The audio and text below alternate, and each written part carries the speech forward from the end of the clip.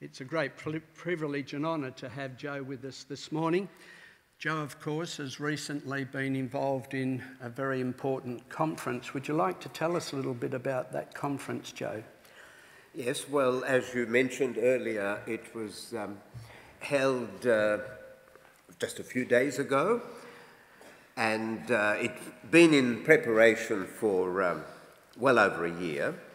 And the conference itself, which was called Towards a Just and Ecologically Sustainable Peace, was part of a larger project, Earth at Peace, which will continue, a year-long project which will continue to the end of the year. The idea was a relatively simple one, how we can bring together ideas of peace, justice and care of the earth into one holistic understanding of the human situation. And to help us do that, we had some 30 presenters and a range of working groups, discussions, a hypothetical situation which we looked at, including boat people coming from the Pacific because of climate change pressures on the islands of the Pacific, and how would Australia then handle that, with some leading public figures addressing the issues as they saw them. And a number of recommendations have come out, which will take a little while to digest, but from all accounts, it was, for many people, this is what they've told me, a very important experience for them, and hopefully will inspire to many things in months and years to come. Joe, in one of your papers you wrote about the concept that seems to be prevalent in Christian circles of a just war. And you want us to transfer from a just war to a just peace. What's the ideology behind a just war? Yes. Well, just war, as you say, Peter, has been a very important part of the Christian tradition, which has then gone on to influence the development of much Western thinking and international law until fairly recently. It has its origins in the Christian tradition, in the writings of Augustine. And the idea was that though Christians don't much like violence, nevertheless it has to be entertained in a number of circumstances. And because it might be the lesser of two evils. And therefore we need to consider when it would be permissible. And this approach was then refined, and a number of conditions were set, which, if fulfilled, would then make the use of force, armed force in conflict, legitimate, morally permissible. I should add that this is not peculiar to Christianity.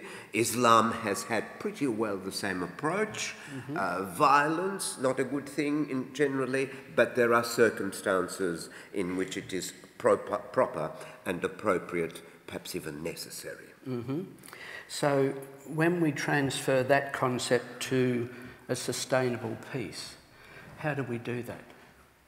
Well, there's been quite a shift going on, as some of the people here may know, both within Christian circles, within other religious traditions, and indeed within international law and so on, that just war, whatever its contribution may have been in an earlier age, is simply not suited to dealing with the extraordinary challenges we face. When could use of the nuclear weapon ever be just? When could the kind of mayhem that we saw in World Wars I and II be just? Especially when both sides originally claimed that they were doing what they were doing, pursuing war in the name of justice. How can both be just? So there has been a sense that we need, if we're interested in the outcome peace, that we need to ground peace on justice. That, in fact, there is more to peace than just the absence of war, the silencing of guns. We have to go deeper and say, what is it that leads to the kinds of situation in which various parties in an armed conflict decide that the use of arms is what's called for in that situation.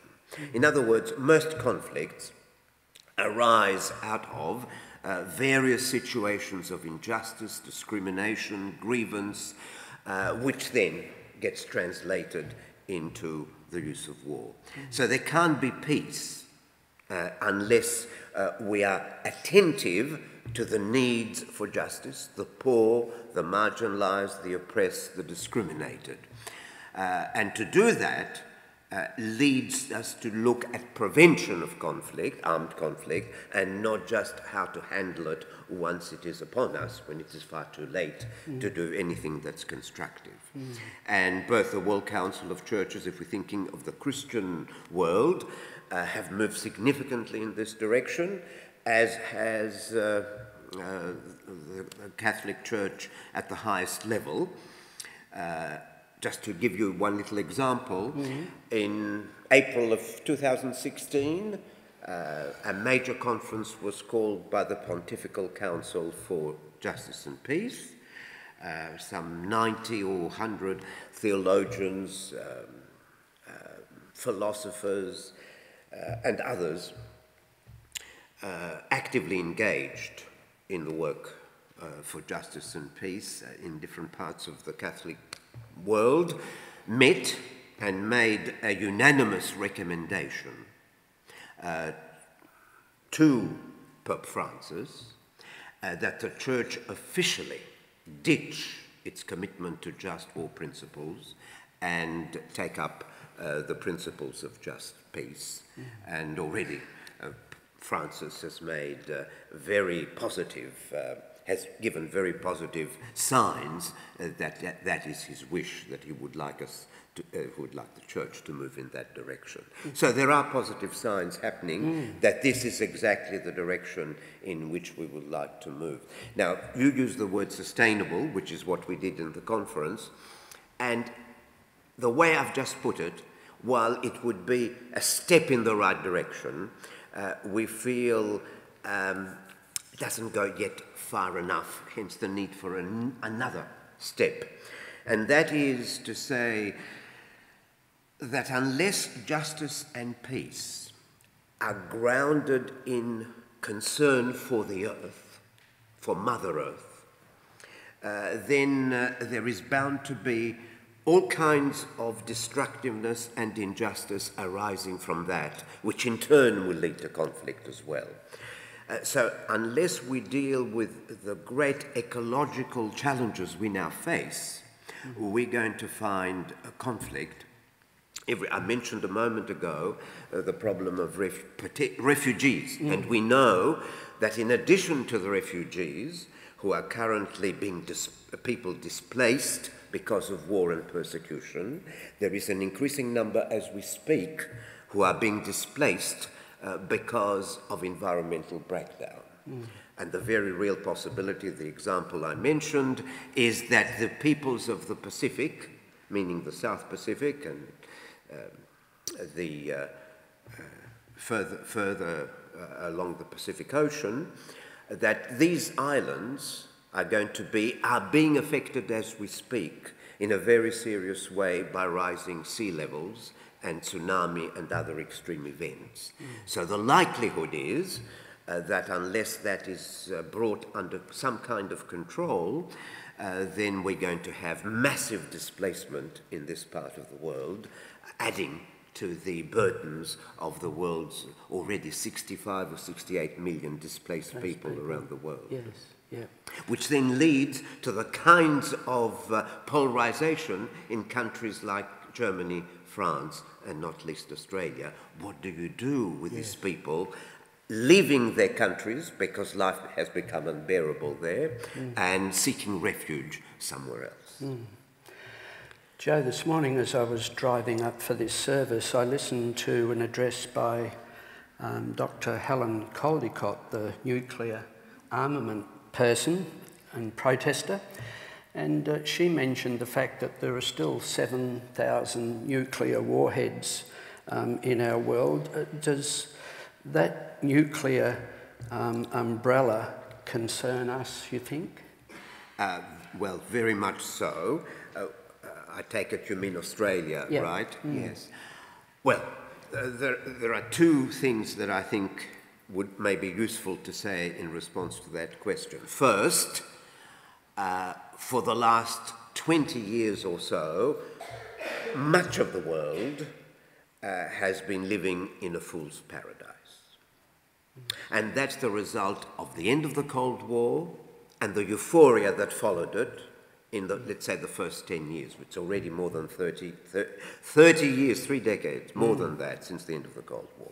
And unfortunately, the gains that were made in the last year or two of the Cold War period and in the immediate aftermath have largely been lost. We have had announcement literally in the last few weeks by the United States and by Russia that agreements they had then reached are going to be ditched. So while there are fewer nuclear weapons than there were at the height of the Cold War, not only are there still 7,000 of them, and it only requires for 100 to be used out of the 7,000 for irreparable damage to be done to the Earth, as well as colossal destruction of life. But these 7,000 are much more lethal than were the 20-odd or more thousand than we had in an earlier period. Number one. Number two, there are more nuclear-armed states than there used to be, of which the latest, of course, is North Korea. And that's very close to us. And the other reason why we, Australia, are particularly involved is that we are still, if I can use forceful language, deluding ourselves that it is useful to be part of a nuclear alliance. When I say we, I don't mean necessarily the people in this room, but government in our name have continued the policy of maintaining a nuclear alliance as opposed to an ordinary alliance, and that is support for nuclear weapons. And I think some of St. Michael's members may be interested to know, we now have a very positive development. A treaty is now on the table for the complete elimination of all nuclear weapons. It has been signed already by 70-odd countries, and have 25, or perhaps a few more, have already ratified it. When 50 have ratified it, which will happen probably by the end of next year, it'll come into force. There will be a legal treaty, a legal obligation to put an end to all nuclear weapons over a period of time. Now, so far, Australia has opposed the treaty, and only for one reason, because it would offend the United States were Australia to sign up while the United States retains its current position. Whereas New Zealand has already signed it, ratified it. So maybe there are some clues we can, that may be useful for Australia from our neighbour across the Tasman, as indeed we have seen over another issue, how to handle the most awful massacre that occurred in Christchurch. Yeah. So I guess we need to be worried about President Trump having the button in his pocket, do we? Well, anybody. President Putin, President Trump, as you said, President Xi Jinping. I mean, it is frightening that single men, usually men, but it could be a woman, hold the key to not just the human future, but the planet's future. That's not the way to organise our affairs on this earth. So, to end on a positive sort of note, Joe, what do you think all of this that we've been discussing means for Australia and indeed our relationship with Indigenous people and the poor and those who are disadvantaged in our community if we're talking about justice? Well, it's interesting you mentioned the Indigenous people of this country, and that was a very significant part of the discussions we had at the conference, including by important presentations by Indigenous speakers. And the key there, I think, well, there are two issues. One, justice for the prior occupants and owners of this land, which has yet to be done, right, yet to be done. Extraordinary injustices committed over the last 200 years and continuing, including unjustified levels of incarceration of Indigenous people in their home country by Johnny-come-latelys, us. So there's much to be done to rectify that situation, but there's a more positive thing. This is just trying to undo the negatives of the last 200 or more years. There's more than that. What the Indigenous people offer us is an exemplary way of handling our relationship with the earth. We have so much to learn. Australia desperately needs its Indigenous people to point in a different direction. Not that we would imitate precisely how Indigenous people live on the land, but the underlying principles that we have to be in balance with, in harmony with the land and its needs and its creatures is something that has obviously to animate our economic and environmental policies. So they're a shining example of how they've managed to do it for 60,000 years. And how we have made a bit of a mess in a very short period of 200. They have something to tell us, and we have to be attentive and listening. And the other thing I feel in relation to issues of justice and ecology and the poor and the marginalised, anyone can come up with proposals. Government should do this. Government should do that. This political party is no good. The other one's not much better, and so on. But it doesn't advance the cause terribly much. There are three areas, if I may, just as a concluding note, where I think we, as citizens, can do something. First of all, the issues we've talked about are crying out to be made integral part of parenting. Parenting for life in a globalizing yet broken world. And parenting skills and inclinations, in my humble view, are not up to what's required. We have to improve the levels of parenting, and we can all contribute to that. I should add grandparenting, not just parenting. Secondly, there's so much to be done in education, both formal education and informal, including what churches can bring to lifelong education around the issues we've been discussing. And thirdly, everyday conversation, to make these issues an integral part of our conversation. Enormous possibilities, which are conversation one-to-one, small group, larger groups, formal situations, conferences, workshops, seminars, or just very informal over a cup of coffee. To make these issues integral to our conversation, to have the capacity, the comfort, for this to be in our comfort zone. The contribution we would be making would be nothing short of phenomenal, and over time would transform the tenor and the quality of life in any society, and this is, I think, within reach of everyone. Well, thank you very much, Joe. Let's show Joe our appreciation.